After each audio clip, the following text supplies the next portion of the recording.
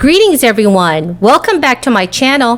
Happy Wednesday. Here's your daily news report and fourth stimulus check update. Democratic lawmakers in Congress are worried that President Joe Biden may not be able to pass the bills that would provide American people with more financial relief. Senate Democrat Joe Manchin is being urged to agree with his Democratic colleagues. This Friday evening, I will be giving away more $75 Amazon gift cards. To enter the giveaway, all you need to do is subscribe to my channel, like this video, and please remember to leave a comment below.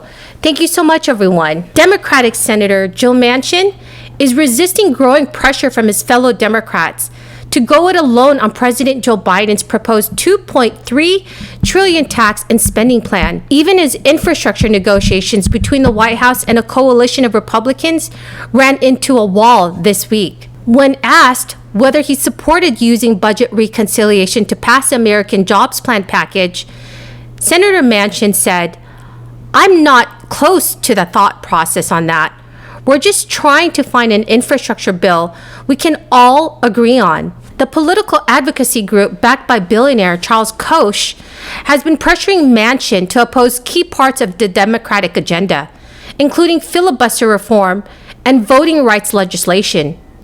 That lobbying effort appears to be paying off, since Manchin has said that he opposed eliminating the filibuster and that he would not vote for the For the People Act. But 60 votes are needed to break the filibuster in the Senate in order to allow legislation to get a final vote. Democrats, who have 50 seats, have narrow control of the chamber because of Vice President Kamala Harris's tie-breaking vote. Senate Democrats are definitely growing impatient.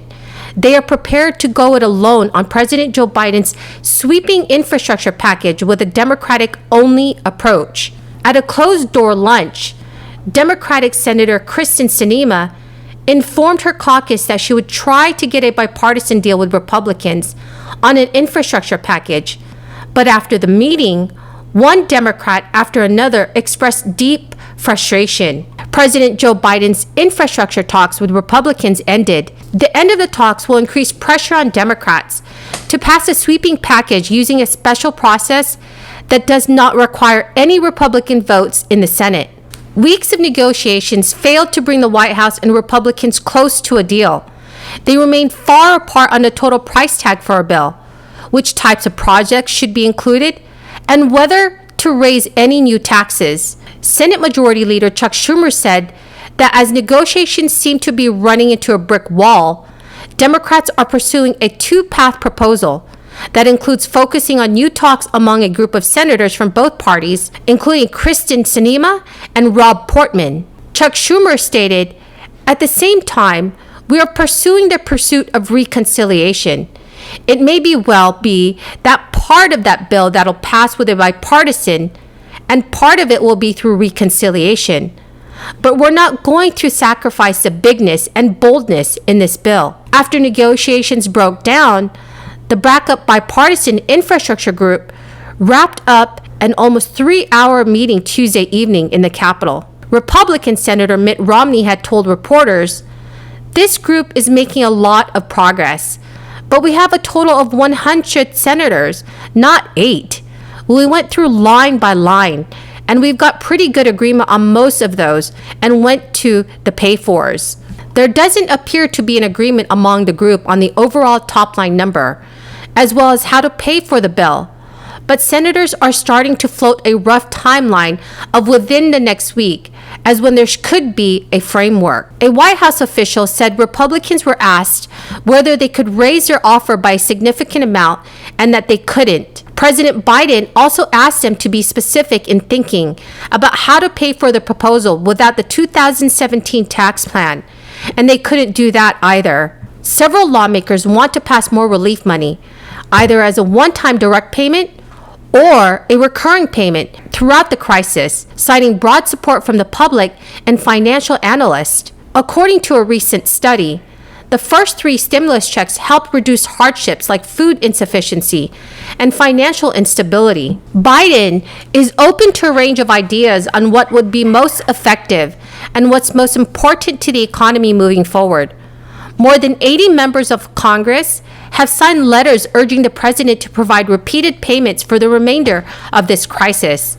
And most recently, 7 members of the influential House Ways and Means Committee wrote to ask the president to include regular checks in his new families plan. Backers of additional stimulus checks are pointing to new evidence that previous payments offered crucial relief.